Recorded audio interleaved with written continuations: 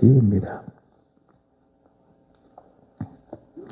사무엘하 16장 15절부터 23절까지입니다. 압살롬의 입성과 후색의 위장천향입니다.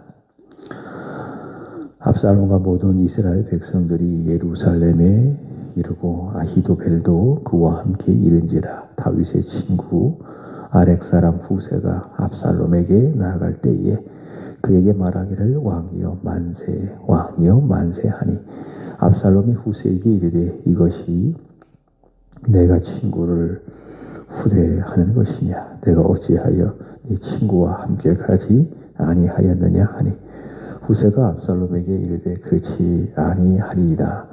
내가 여호와와 이 백성 모든 이스라엘의 택한 자에게 속하여 그와 함께 있을 것이리이다.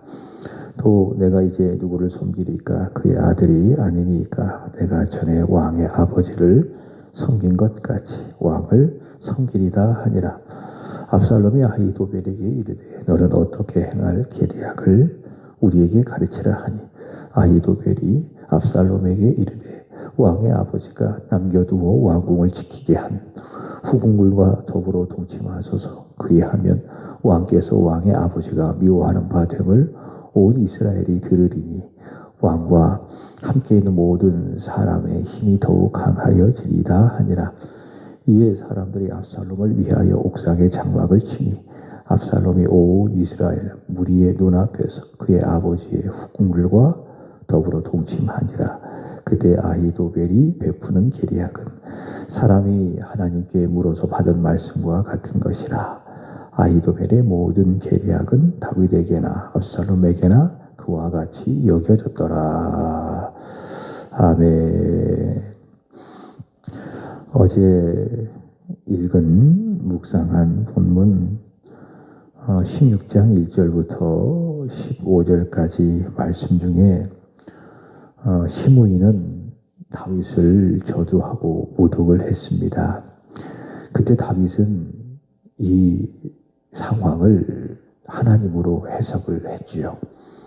그래서 말씀을 드렸습니다. 인생의 어려움을 당하는 것이 문제가 아니라 그 문제 앞에서도 하나님을 보지 못하고 내 본성을 따라서 불평하고 원망하는 것이 문제다. 해석을 하나님께 두지 않는 것이 문제다. 그렇게 말씀을 드렸습니다. 다윗은 그 상황을 하나님으로 해석합니다.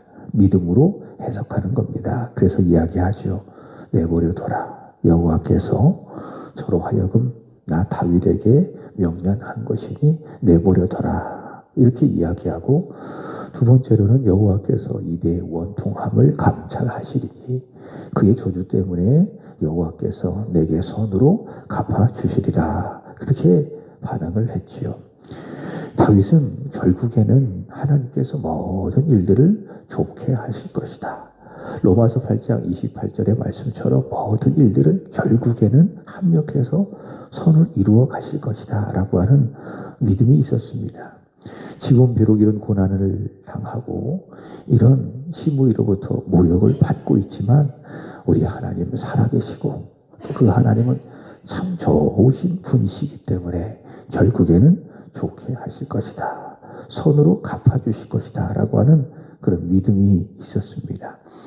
이 믿음대로 하나님 압살롬의 악을 공의롭게 심판을 하시고 결국에는 자신으로 하여금 본래의 위치로 돌아가게 하실 것이다. 선으로 갚아주실 것이다. 이런 믿음이 있었단 말이죠. 자, 그렇게 또 하나님께서 반드시 하게 하실 것인데 이를 위해서 쓰임받은 사람이 누구인가? 먼저는 오늘 본문에 15절 이하에 등장하는 후세라고 하는 사람입니다. 후세는 누군가? 월요일에 묵상한 15장에 등장한 사람인데요. 다윗의 신하입니다. 그러니까 다윗이 압살롬으로부터 쫓겨날 때에 다윗과 함께했던 사람.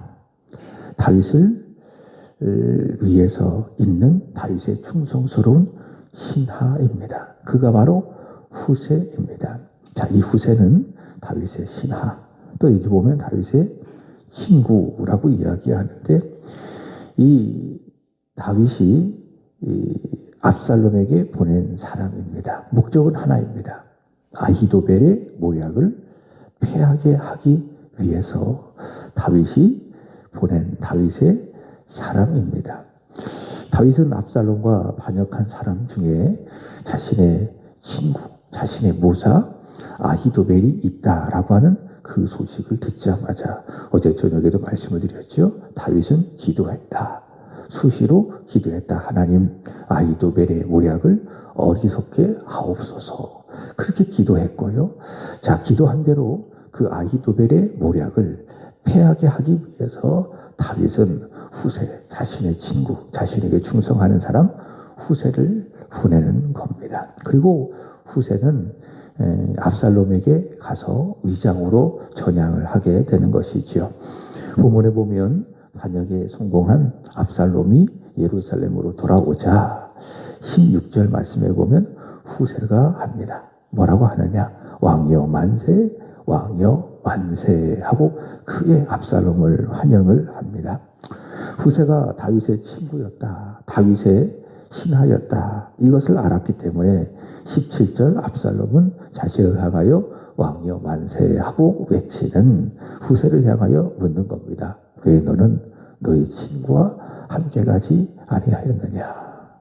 내가 친구를 후대하는 것이냐? 어찌하여 내 친구와 함께 가지 않았는가? 이렇게 묻습니다. 자, 그러자 18절 말씀에 보면 후세가 대답합니다. 나는 하나님과 또 하나님이 택한 자 압살롬에게 속해 있겠습니다. 이렇게 이야기를 합니다.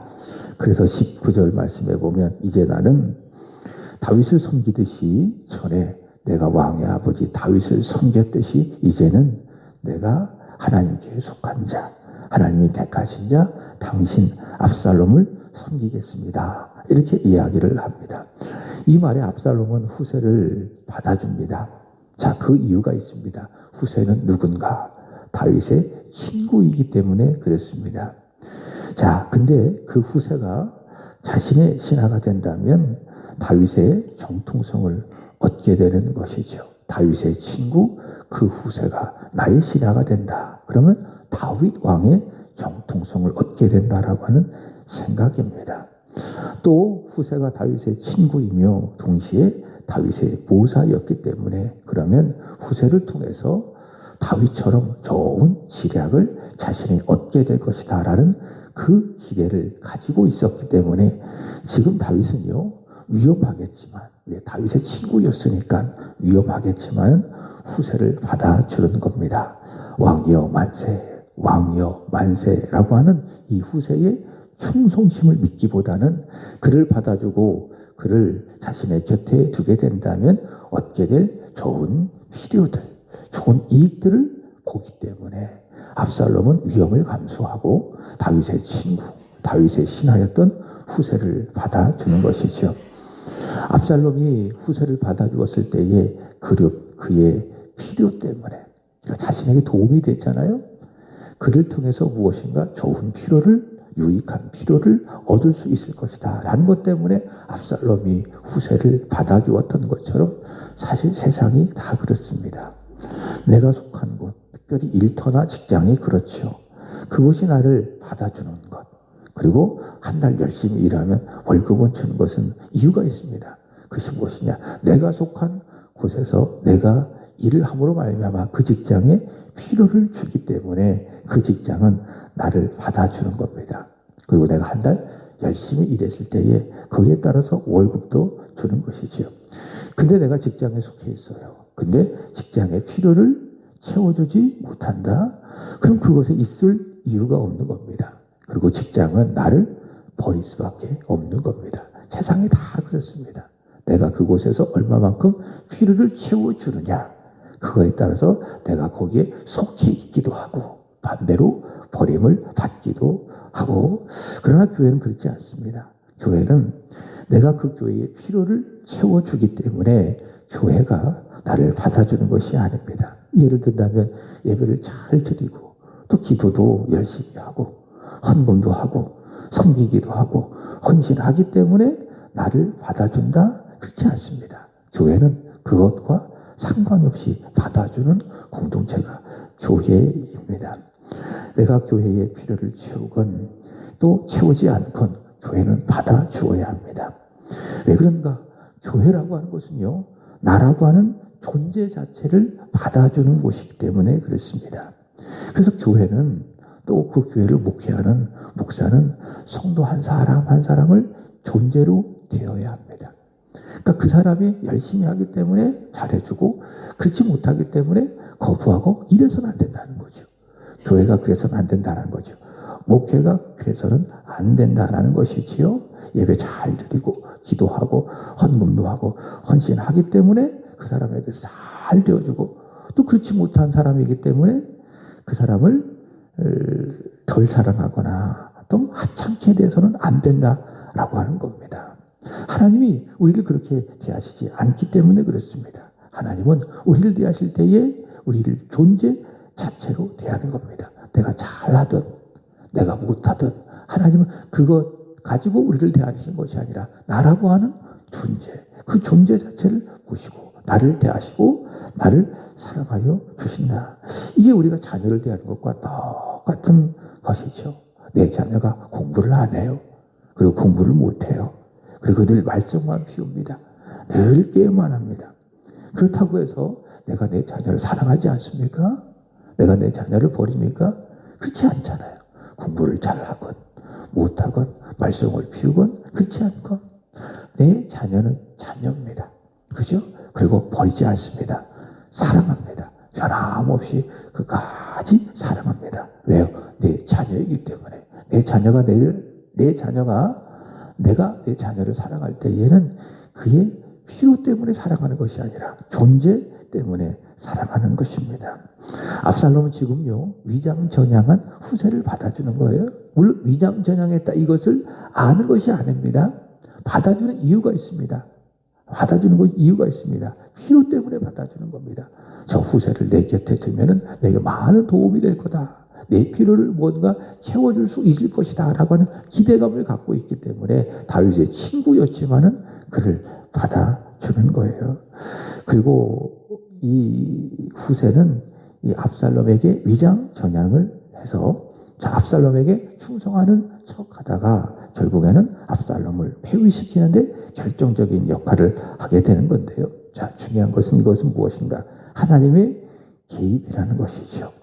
살아계신 하나님이 다윗이 기도한 대로 손으로 바꾸어 가시는 하나님의 섭니다. 그것이 무엇인가? 후세의 위장전향. 바로 그것이다라는 것이죠.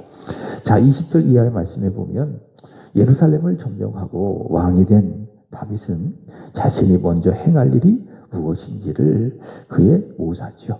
아히도벨에게 묻는 겁니다. 그러니까 이제 다윗의 그 뒤를 이어서 왕이 됐잖아요. 반역을 통해서 왕이 되었잖아요.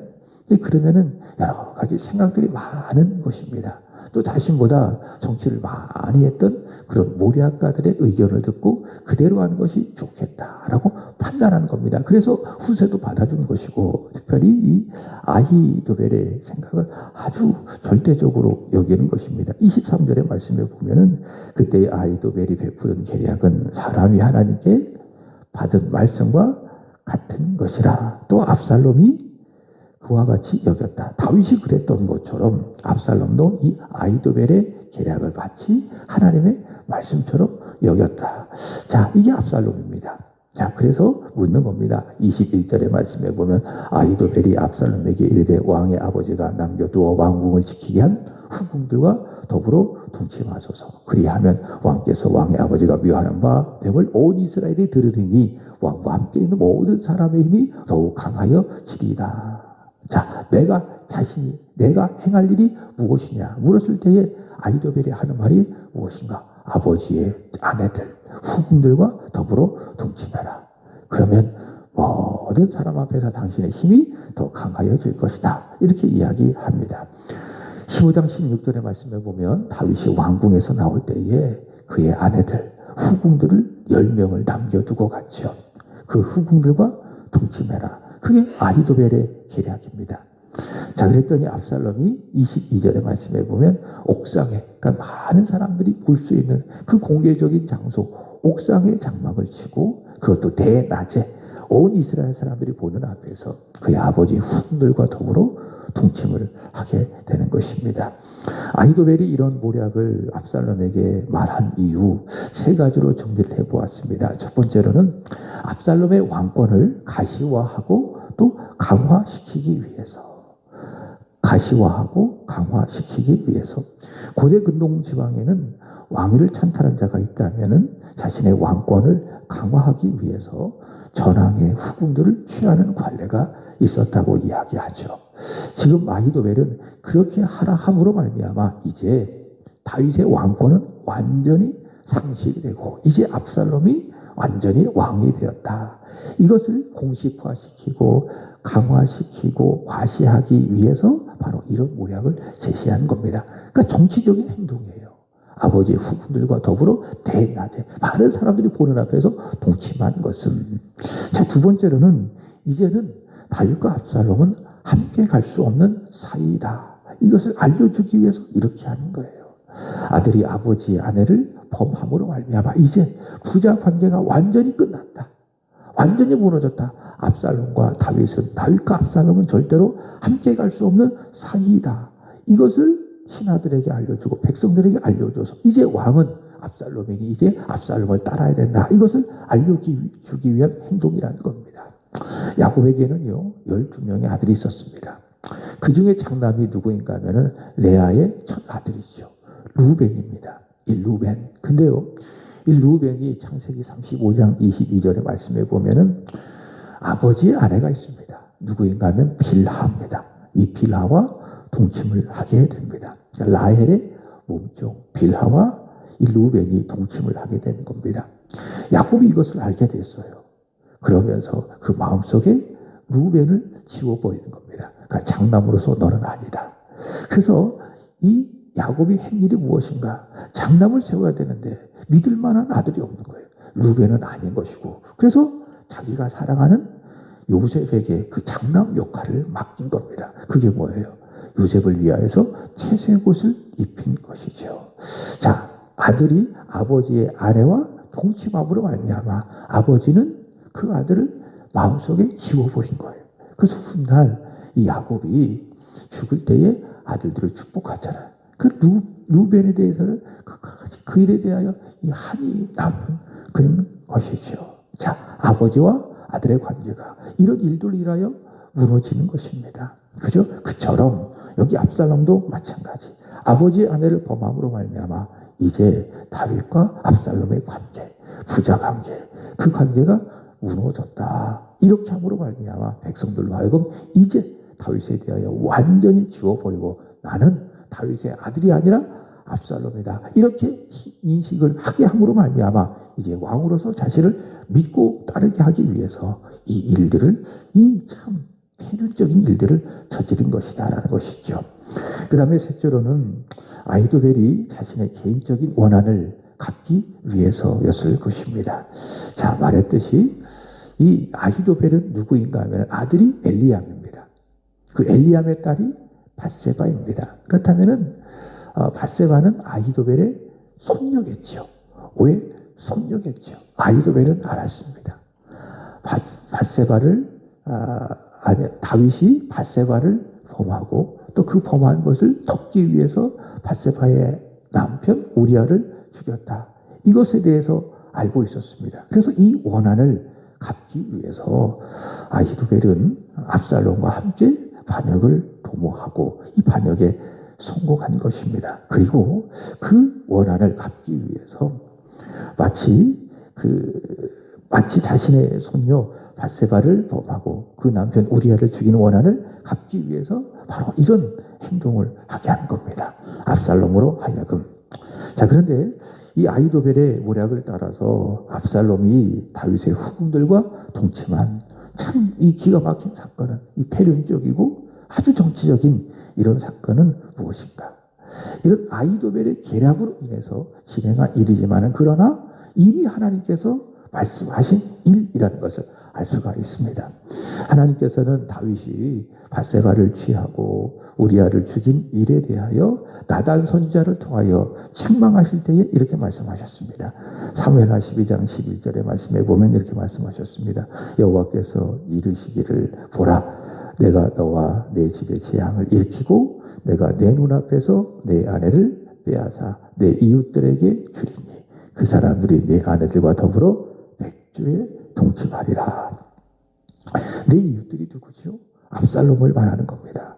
자, 그 사람들이 네 아내들과 더불어 백주 대낮에 동침하리라. 12장 12절 너는 은밀히 행하였으나, 그러니까 밧세바를 범한 그 일을, 그리고 그것을 덮기 위해서 우리아를 죽인 그 일을 은밀히 네가 행했지만 그러나 나는 온 이스라엘 앞에서 백주의 이 일을 행하리라 하셨나이다. 이게 하나님의 말씀이에요. 나단 선지자를 통하여 다윗에게 하신 하나님의 말씀입니다. 자, 그래서 오늘 본문은 압살롬이 다윗의 후궁을 범한 이 본문은 아히도벨의 아주 정치적이고 원한에 있는 그런 모략이지만은 동시에 무엇인가? 하나님께서 말씀하신 것이 이루어진 것이다. 하나님께서 말씀하신 대로 된 것이다. 이렇게 말할 수가 있습니다. 하나님께서는 압살롬의 반역을 공의롭게 다루시면서 동시에 다윗의 범죄가 얼마나 큰지, 다윗의 범죄가 얼마나 큰지, 그 결과가 많은 사람들에게 충격을 주고 상처를 주는지, 자, 이런 성취를 통해서 보여주고 계십니다. 여러분, 죄라고 하는 것은 반드시 나쁜 결과를, 해로운 결과를 불러옵니다. 그래서 바울은 이야기했죠. 죄의 삭은 사망이다. 죄는 반드시 해로운 결과를 불러오는 겁니다. 자, 이런 불행과 이런 상처를 불러오는 겁니다. 압살롬의 이런 범죄, 아버지의 아들들을 죽이고 복수하고 살인하고 아버지의 자녀를 칼로서 빼앗고 그리고 아버지 아내들과 더불어 백주에 동침하고, 이게 뭔가 이 죄가 불러온 그 참혹함들, 참 불행들, 이게 죄라는 겁니다. 이 끝이 무엇이죠? 결국에는 죽음인 겁니다. 인간이 이런 죄를, 이런 악행들을 끌어낼 수가 없는 것입니다. 오직 하나입니다. 이런 죄를 끌어낼 수 있는 것은 오직 예수님, 오직 예수님의 십자가, 이것밖에는 없다. 이런 압살롬의 폐륜적인 죄악들, 이런 불행들, 결국 죽음들, 이게 다 죄로 인해서 나타난 발생되어진 결과인데, 이것을 끌어낼 수 있는 것은 인간 스스로 되는 것이 아니라 유일하게 하나, 길이시고 진리시고 생명이신 예수님, 그의 십자가밖에는 없다. 예수 앞에 나아가 예수를 바라보고 나의 죄를 회개하고 그를 믿는 길만에 이런 죄를 끌어내고 죄의 불행을 이길 수 있는 유일한 방법이다. 유일한 대안이다. 바로 오늘 이런 압살롬의 범죄를 통하여, 이런 압살롬의 필연적인 악한 행동을 통하여 우리는 보게 되는 것입니다. 오직 예수, 오직 예수님의 십자가만이 우리에게 유일한 답, 그만이 오직 우리가 의지할 분임을 믿기를 축복합니다. 자, 오늘 하루도 예수 바라보고 예수 의지하여 살아가는 복된 하루가 되기를 주 예수 그리스도 이름으로 축복을 드립니다. 기도하겠습니다. 하나님 아버지, 그렇습니다. 압살롬의